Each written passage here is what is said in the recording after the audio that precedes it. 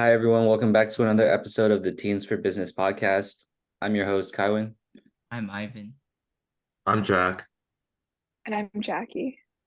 And today we'll be discussing company acquisitions and basically go over an overview of these transactions. So recently, Cisco acquired Splunk for $28 billion. And this was kind of a move by Cisco to continue to venture into kind of like the AI-driven sector, which is where Splunk specialized in. And we see a lot of companies trying to acquire other companies in order to better develop a certain sector, a certain program that they don't have so far. So they're paying a lot of money to be able to acquire what the other company has done and basically pay off their cash.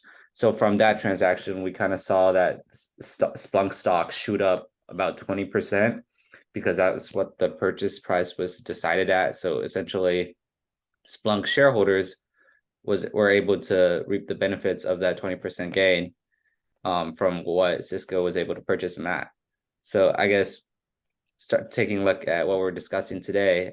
We're going to start off with, why do you think companies look to make acquisitions like the one that Cisco did with Splunk? I think that acquisitions are particularly helpful for companies like Cisco. I think it's because the most obvious answer I can think of is probably pursuing kind of a new innovative product that Cisco companies like Cisco doesn't have yet in the current high tech market. And like Cisco as a company, it has been kind of on the decline or like remaining constant for many years, and the high peak of its performance was like early 2000s, and like so now it's compared to other high tech companies in the same market, they're kind of falling behind. So this acquisition of Splunk, I think, would help Cisco and similar companies, and like financially just Cisco, but like getting new ideas, like acquiring a company, you get more new employees from new different backgrounds, and a company that had a somewhat different ideology and business model. And since you're acquiring that company, you get new ideas, new innovation, maybe even a new market, and then possibly there's a really high chance that because of this acquisition, you make a new product, and then now suddenly you're leveling your playing field with other similar companies in the same market. Yeah, I agree with that. I also want to add that some larger companies like Google, like Amazon, they have also made several acquisitions, not only to like stand out among the competition, but also like since they have such a dominance, they also want to extend that dominance. So they sometimes want to ensure that no company like does like get close to what they are doing, how they are expanding in different markets, stuff like that. But also there's a little bit of issue of that, which we'll talk about later. It's like sometimes some of these mergers may be unfair for the market, creating like a monopoly, which definitely should be like regulated, and then we'll definitely talk about that later. And then I just want to elaborate more on Ivan's point about expanding into different markets.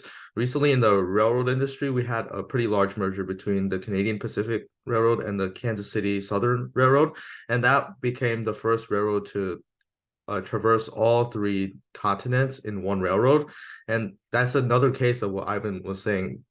Like now that railroad can access not only the American and Canadian market, but also it can extend into the Mexican market, opening new dimensions for expansion and potentially more solutions to be formed in the future.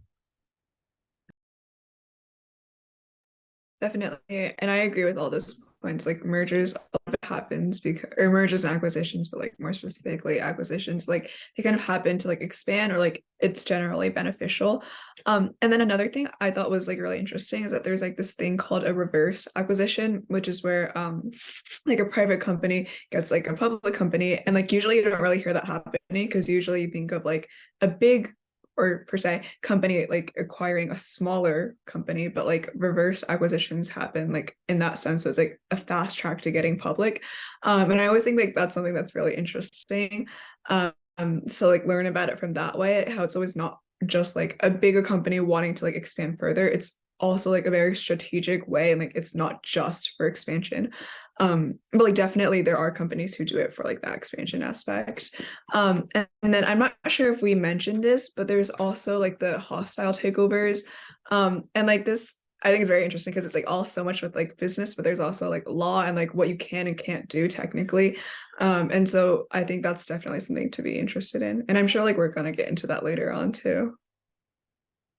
Yeah, those are all very good points. I just wanted to point out, in addition to like expansion, companies also want to diversify sometimes and kind of be a part of different sectors just to make sure they aren't like there's a lot of risk going into like different businesses, but they want to diversify what they have, and by acquiring different companies, that's a great way to do that as well. And I guess going into our next point, which is what are some advantages, I guess, of these acquisitions or takeovers, even hostile takeovers, or what are some disadvantages of these?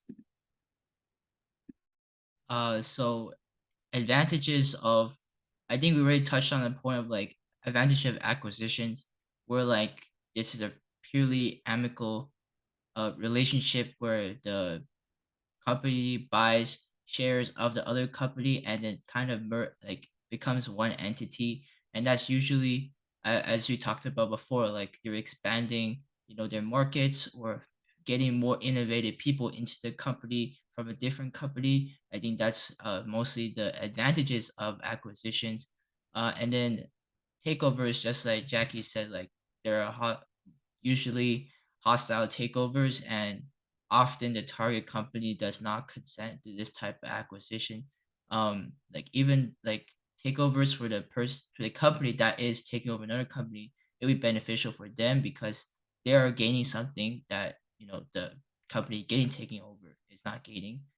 Like possibly they're eliminating competition, or they're just getting new employees or new assets, something like that, while the company that's getting taken over is being eliminated from the competition, from the market, by a company that formerly was their competitor. So I think just like certain things like acquisitions are, pro technically, and then but takeovers are usually like up and a down. Yeah, I just want to add on to that with mergers. I think an advantage of mergers is that there's two companies that clearly see potentially a matching vision, potentially matching like futures. They can combine with each other. It's a mutual fusion. It's more than friendly. It's very collaborative. A very collaborative version of the acquisition. Like I think the board of directors, they just like go on to between the two companies' board of directors, they go into like the one singular company's board of directors. I think they combine, and that's like that opens access to like new ideas and like for collaboration to open up to significantly more product ideas or potential expansion ideas in the future where these companies could work together. Like before, they were probably, since they were like mergers, that they probably implies that they were at least a competitor in some way, and definitely in that case, the merger would be mutually beneficial.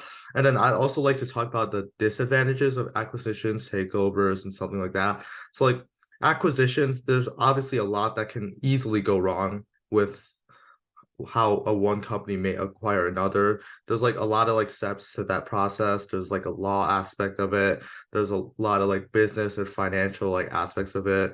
And then if like something goes wrong in between, that easily could be dismantled. Like for example, like in I think it was 2008, I think Microsoft made an attempt to buy Yahoo and acquire Yahoo, and the acquisition was in the process, but then like Yahoo rejected a lot of bids, so in the end, obviously things didn't work out for Microsoft. Obviously they were allowed to gain more into the market. Yahoo has since declined with its like evaluation, so definitely a lot of things could go wrong. If that merger would have happened, Microsoft and Yahoo would have, I mean, if that acquisition would have gone through, then Microsoft obviously would have done really well. And there's also some like I think we're going to talk about this in another question, but like acquisitions, some like aspects of it could be related to job losses and stuff like, and job losses and potentially more like unemployment issues. So that could also be happen. And also takeovers, this is the hostile one. So there's obviously a lot of negatives about this, like Ivan touched on, like pro con. Like one side is gonna be pretty disgruntled, and in the end, they might just cause that takeover to like not have to like not. I mean, the takeover is obviously like happen, but then it's not gonna go well for the parent company that now owns that take company that was taken over. Like these employees could like I guess like revolt in some way against that takeover, and that could be obviously really bad for the parent company. Their market shares would probably decrease a little bit due to the revolt, and apparent news lost credibility a little bit with their hostile style of taking over. Yeah. Yeah, just to add on to like Jack's last point, a little bit different maybe, but there's also like this thing called a reverse takeover, which is where like a bigger company like acquires a smaller company, but then the smaller company like takes control, I guess. Like it's a very like black and white, like the small company takes control of the big company, but that's kind of what happens with like a reverse takeover. And I think that's what Jack was kind of getting at there too. And so that definitely can be a negative side, especially if it wasn't like foreseen and it just happened later on. So that definitely wouldn't be good for like the former executives for that bigger company. But another thing is that like studies have shown that almost 50% of acquisitions are unsuccessful, which is like a pretty big like portion of deals that have gone bad or like just haven't really worked out. And I think like it's still popular because like you still like M&A is still like a really big industry. So that's definitely still there. But just like whenever this happens, like the deals when they're unsuccessful, that's still like a pretty big stat. Um, so that's usually like also something to keep in mind of, but definitely there are like pros to this. So we keep on like talking about like how like you can like diversify or if you can like expand into another industry through acquisitions or mergers. And I just want to like clarify and talk a little bit more about that. Just like the fact that it kind of happens because like let's say you're a bigger company and you like acquire the smaller company to do something else, right? Like it's not a competitor, it's just like something in a slightly different field. And instead of like the traditional marketing process where you have to like have your development stage, you have to have like a marketing stage, et cetera, you kind of just skip all of that and just go directly to this relatively more finished product or service. And so that just kind of fast tracks you to this new place. And that's kind of why we keep on saying like it's more easy to expand with an acquisition or depending on like the sides, like a merger. So there definitely are pros and cons to it. It's just like it kind of really does depend on the situation, especially like if anything unforeseen might happen in the future. Yeah, I definitely agree with all those points. I just think that it's important to point out that these acquisitions are like high risk and high reward moves. It's like, of course, you are taking a jump to like acquire this with the possibility of diversifying or expanding or trying something new, but you have like acquiring another company has extremely high costs, and there's going to be a bunch of challenges in the beginning when you're trying to integrate different employees and things like that. But yeah, I just think that there are various disadvantages, like Jackie said, with 50, like more than 50% of these acquisitions like not working out. It's a lot more than you would think, because that's like yeah, that's more than half of acquisitions that don't like give the desired output that you would want. And especially with people spending this much money, I just think that you have to kind of consider the risks and benefits of something like this. And yeah, so going to our next point, we're gonna just dive into some like hypothetical situations. Let's consider if we were CEOs, like how would you guys evaluate whether or not a target company would be a good candidate to kind of acquire?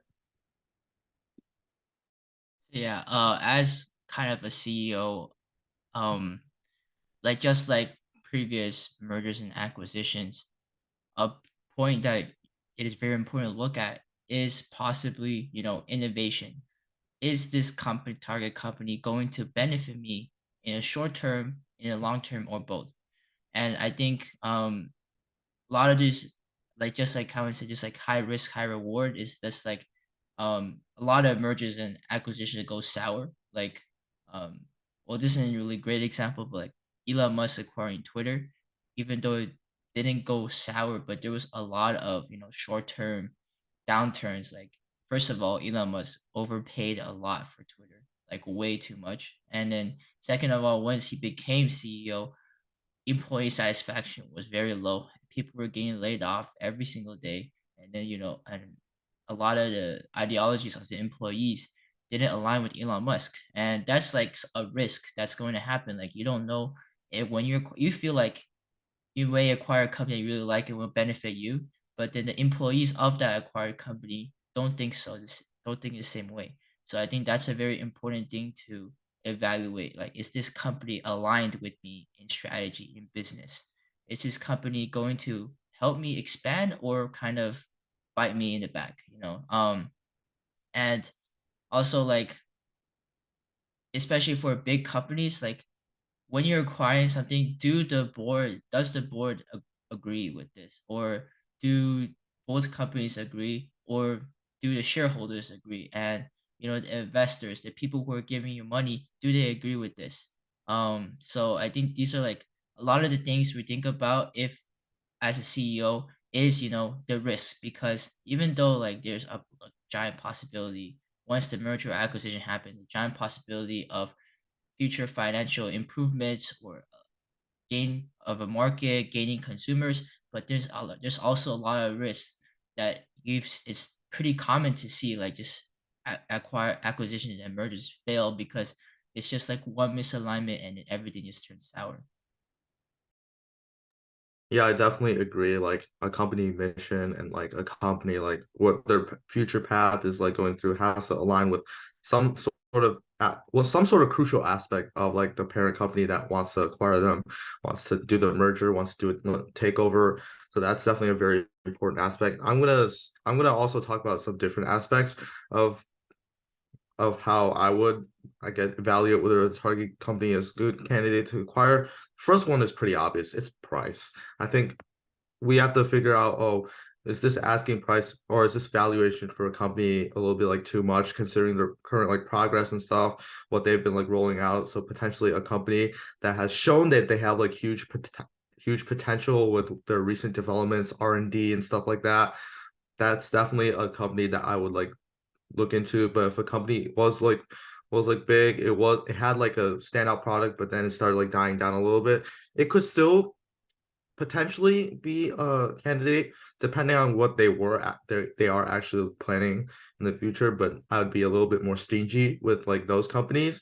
And then another aspect that is somewhat related to the price is also the debt load on a company. So like some companies may be in debt instead of like profit, and like we definitely need to analyze that when you're considering to merge or acquire that company, basing on the list of like those like liabilities that this company owes like another company. And that definitely should be looked at. And potentially if you look at it and see, oh, they are in debt, they have a massive amount of debt, then maybe some of the problems could be exposed, and maybe then the company could be excluded as a potential candidate for merger and acquisition. And the last thing I want to talk about is like undue litigation. Like some companies may be involved in like a lot of like lawsuits and stuff like that. And so if you want to acquire a company as a parent company, you wouldn't want those like lawsuits to transfer onto you, right? So like you have to have those like small, that the company that you're trying to acquire, that candidate of acquisition, make sure their track record is probably among the cleaner end of most companies. Because if you do acquire a company with a bad track record, with like a large current amount of lawsuits that are assigned to your company, though that responsibility will not only transfer onto you, but it will cost you a pretty significant financial burden. And also there's obviously a lot of like costs that are associated with like law costs, for example, hiring like lawyers and stuff like that.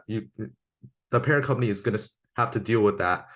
And then also another thing about the undue litigation, like acquiring a company with a bad track record could potentially diminish like reputation, because like obviously they're dealing with some lawsuit. That means something has happened that is like bad about that company, and acquiring that company even though they like align on their mission, if they have like something that's like a little bit like wrong with it, then it could obviously tarnish the parent company's reputation.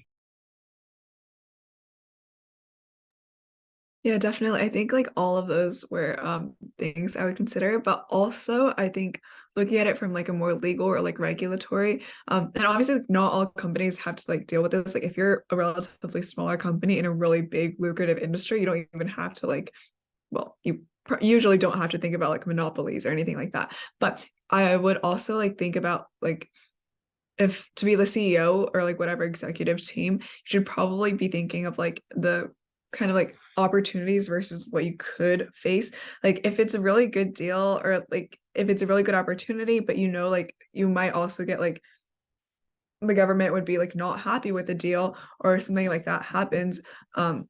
So to kind of look at like if it's really worth it or not, because not every single like face value good deal should be taken. And sometimes that can just end up being worse for your company than if you just passed on it.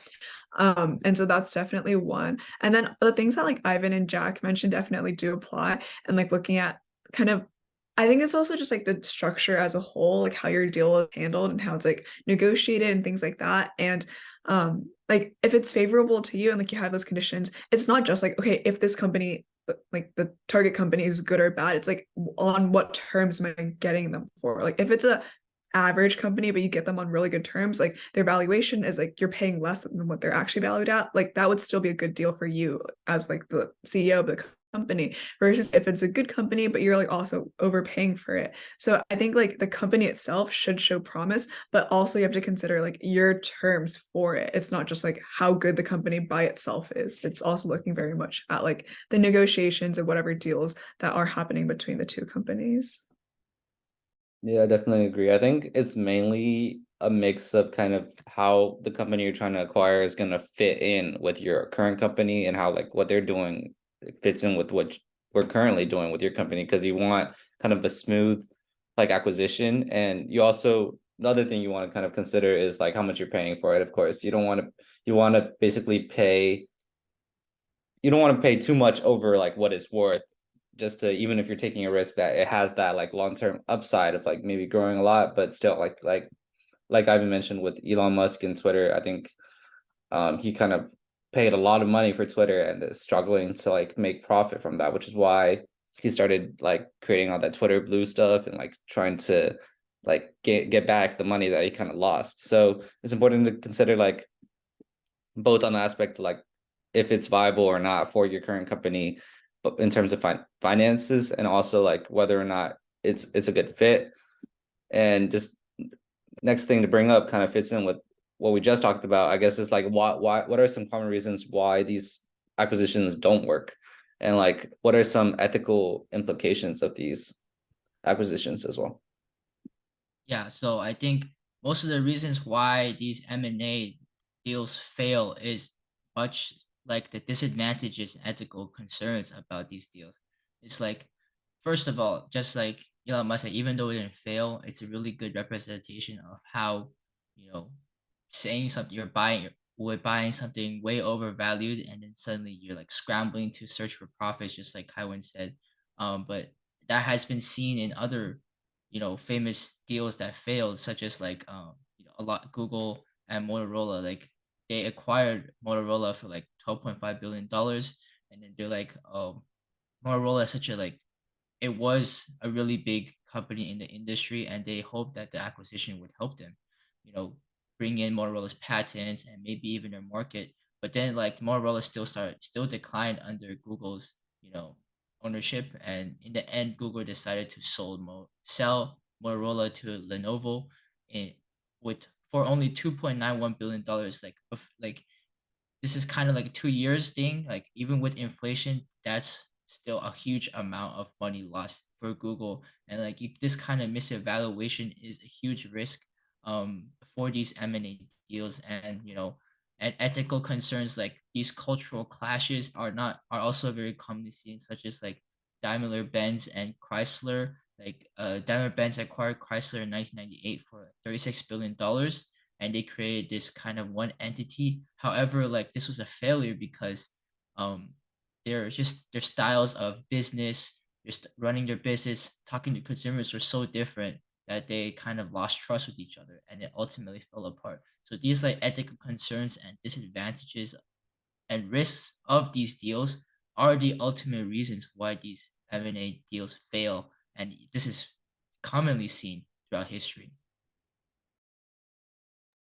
Yeah, I definitely agree that that is a significant factor in why M&A deals fall apart. I'm going to talk about some other factors and some other ethical concerns. Let's just start with one ethical concern. Like I obviously touched on this earlier, but there are some jobs that are obviously going to be lost with some mergers, some acquisitions, and some takeovers. It mostly happens during takeovers and acquisitions, but we do tend to sometimes see job losses in mergers as well sometimes. Well, because like if you in the end, these like employees are gonna like go on your payroll, right? So like, and then sometimes when you do like a merger, if you consolidate into just one company, then it isn't necessary to keep every single one of those like workers, right? It's like some of those workers will have to be fired, and that is a potential like negative about mergers and acquisitions. And sometimes due to some like labor laws or something like that, sometimes some mergers may fall apart due to that. And some other aspects that may cause M&A deals to fall apart, poor due diligence, like some companies may have to like make certain steps to like have to align with the law, and some mergers like they can't even align with the law because they create like like I talked about this before, a hypothetical situation, like a big company acquires maybe another like big player in the market and suddenly they become a monopoly. That's not due to antitrust laws. That's not gonna work out well because you're gonna create a monopoly in a market, and that's gonna do harm to all the other competitors in that industry.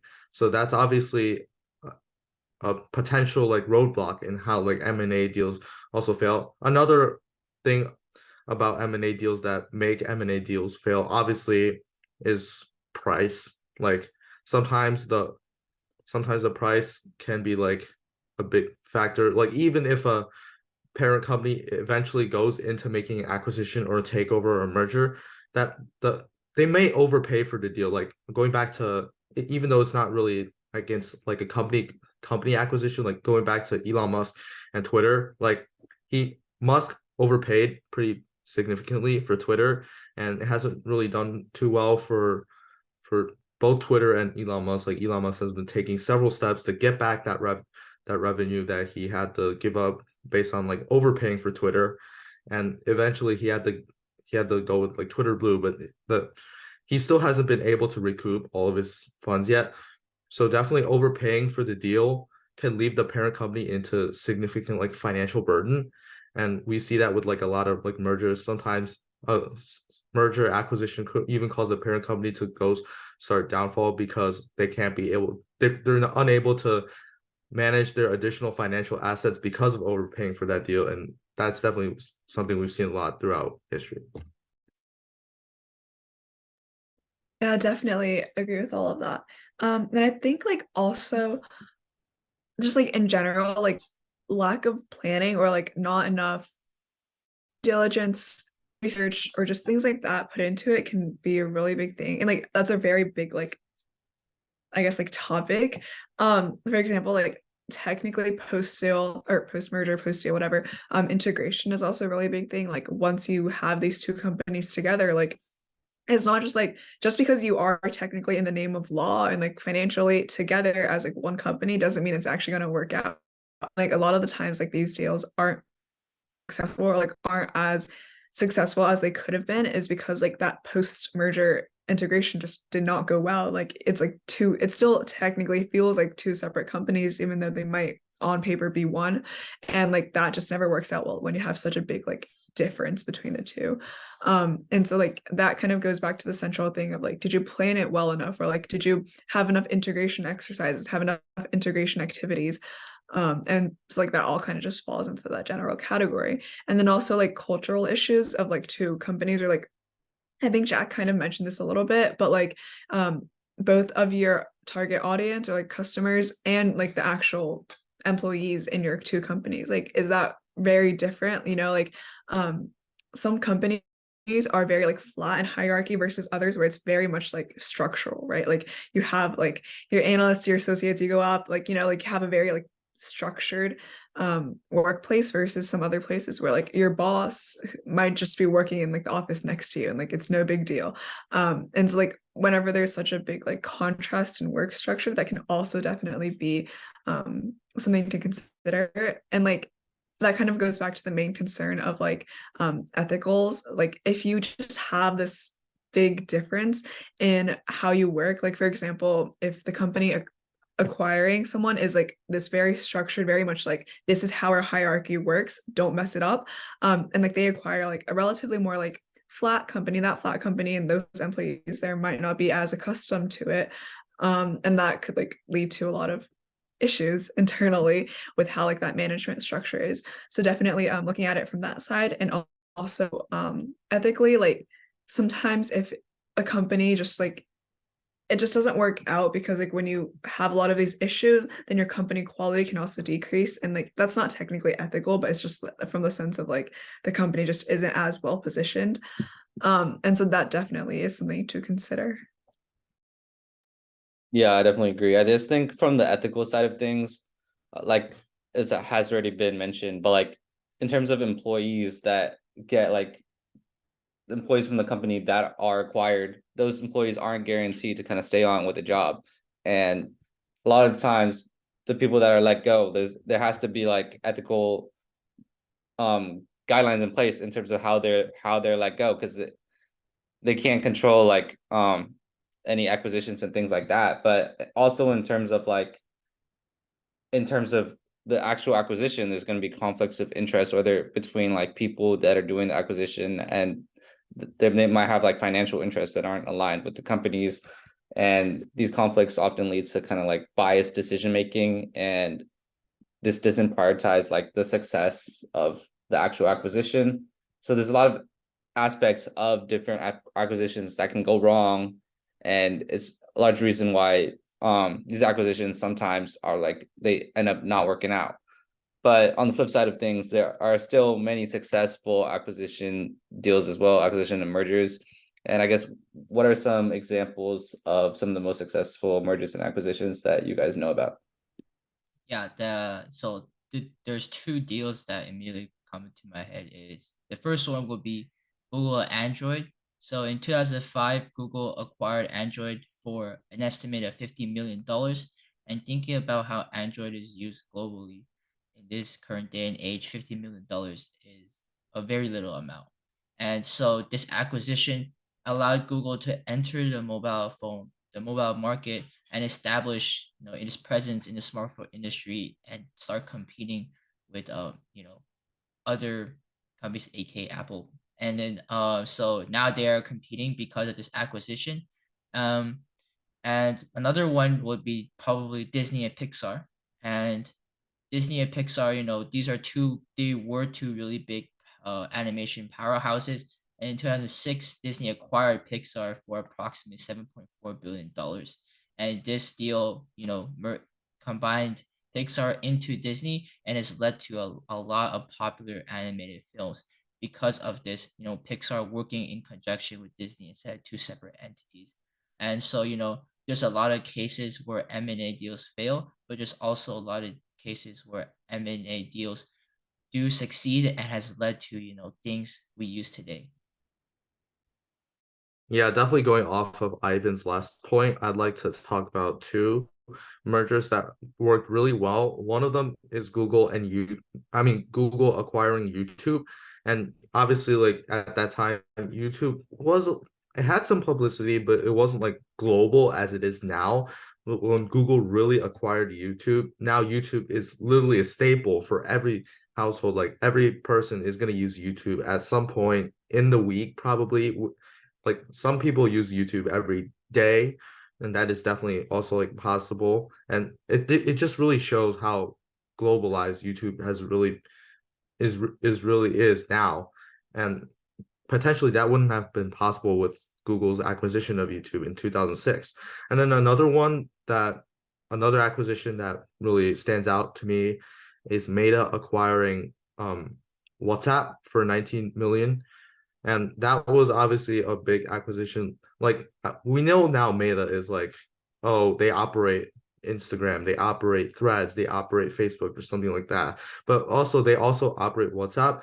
And even though like in my experience, I don't use like WhatsApp as much, and I assume like for some of you guys that may be the case as well. But WhatsApp is really popular in other different countries like around the world, and really like for example, India, a lot of people there use WhatsApp to communicate, and definitely Meta's acquisition of WhatsApp allowed them to expand into the Indian market, and now WhatsApp is really popular in India, and we can see that like it has really catered to Meta's business. Yeah, definitely. I think a few stand out to me, and I'll talk about like some of the more successful ones, but some of the also ones that aren't super successful because around 50% of M&As like aren't actually worth it. But one of the most successful ones I'm thinking of is Exxon and Mobil. Like now when we think of it, we still think like Exxon Mobil, right? But like at one point in history, there were two different companies. And so that definitely is one of, I think, the most successful M&A deals in history, just because like A, they're still going very strong. B, it's just like when it happened, it was very successful and like it created such like a long-standing brand, and both not both parties, but like the company as one benefited a lot from it. But that is like not true for some of other companies. Um, but definitely that one's there. And then another one I'm thinking of is Pfizer and Warner Lambert. And this one, this deal itself was successful, but the backstory behind the deal was that like Warner Lambert was supposed to be acquired by another company, American Home Products, and they're like originally that was supposed to happen, but then it just didn't happen because there was like a lot of things going on, and eventually American Home Products had to pay like around $2 billion in just fees because it didn't go through, and it was a really big like lawsuit that was happening because of it. And so like that backstory was definitely an example of a very unsuccessful M&A deal that went horribly wrong. Like it resulted in $2 billion in damages. And so definitely that was not great for them.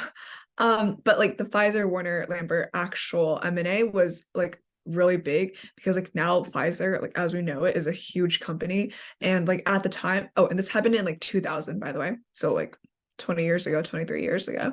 But basically like it was because they were like splitting profits at that point because of like some patent thing and like properties, but like there was no need in doing that. So Pfizer was like, yeah, let me just like go and acquire this. So now like instead of having to split the profits, it just went directly to this one entity instead. But another thing I wanted to talk about was not necessarily directly related to like the most famous M&A deals, but also something that's similar, which is like a split up. So just like the name suggests, it's like when one company splits into two, so kind of like the opposite of a merger. And I think like the most famous one, or one of the most famous ones, would be like with Standard Oil, just because like it got so big and like it was such a big monopoly that the government was like, yeah, this can't continue to happen. And so like it split up into two, and I think that's like something that's pretty famous in history, looking at how like this one company got so big that it had to like split up into like a few different entities. Yeah, those are all pretty good points. A couple of acquisitions that I'm kind of thinking of is Disney's acquisition of Pixar, and also Amazon buying Whole Foods. Those are two still like pretty successful acquisitions to this date.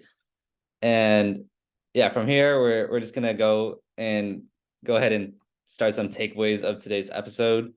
And for me, I think the biggest takeaway is that yeah, like these acquisitions are great options for companies to kind of break through into different industries or expand their current growth, or they want to buy other companies to make sure they have kind of like not a monopoly, but like a good, like they're well above the other companies in the specific industry that they're at.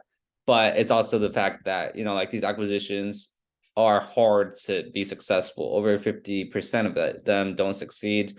And it's all about kind of finding that correct target company to be able to acquire or to be able to merge with. That's, and basically knowing the risk that you get into it you're taking on that risk just by acquiring a company. I think that's the main thing that you have to be aware of. Yeah. Just some takeaways I think about is like regarding Cisco's acquiring Splunk. Yeah, acquisitions or mergers are a great way for companies who have seen their growth level off or even decrease over the years to, kind of get back on their game. Like companies like Cisco, this acquisition could potentially get them back into the game, and start expanding again. Um, However, it is a really high risk, high reward scenario, which we have said like multiple times. Like for a company like Cisco, if this acquisition fails, it's already like 13% of their market cap. So it's a very high risk scenario. If it fails, they're almost done for.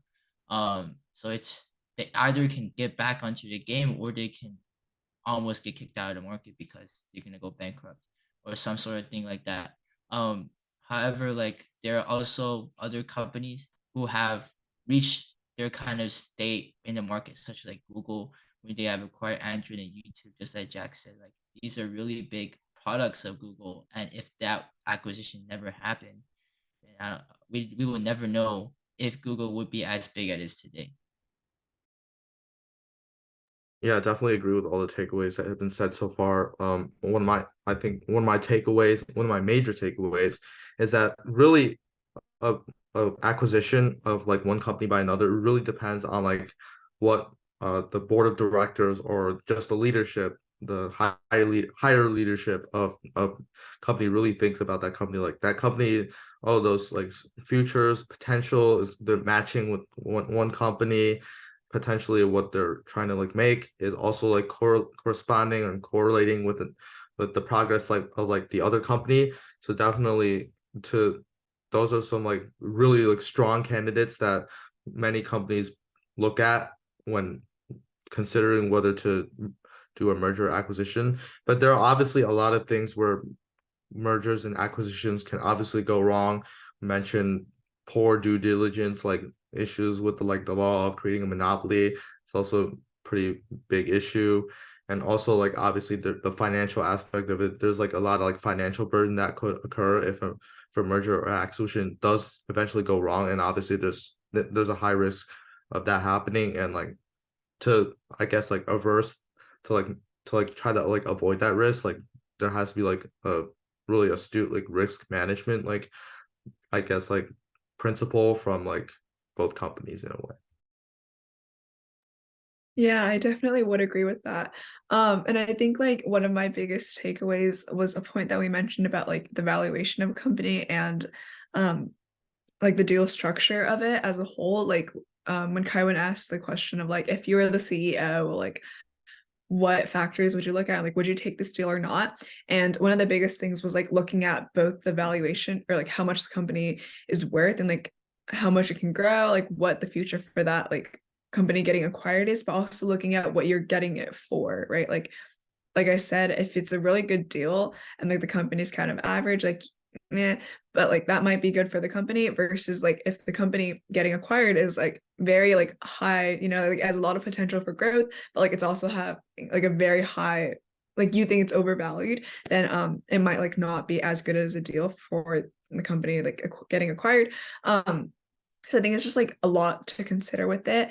And like we said, it's very high risk, high reward. Like 50% around that number of these deals do fail in the end. And a lot of that is because like not enough, I don't want to say effort, but like not enough planning, not enough like integration, not enough like due diligence was done. And so like looking at all of those factors coherently and looking at them adequately is very important. And like it's not just like one tech, like with these things, it's not just like one particular profession. Like you can't just have what like investment bankers, you can't just have like one person like, or a team doing it. So like you have to have a lot of people, like you have your accountants, you have your lawyers, you have like obviously the investment bankers part, and like you have a lot of different people, a lot of different parties going on in there. And so I think that's definitely something that you have to consider. And it's not just like, oh yeah, I want to acquire this company, yay, we're gonna expand. Like there's so much you have to consider and like what the possible consequences could be if you do that M&A deal. Yeah, so thank you to everyone for tuning into today's episode about mergers and acquisitions. I'm your host, Kaiwan, and stay tuned for next week's episode.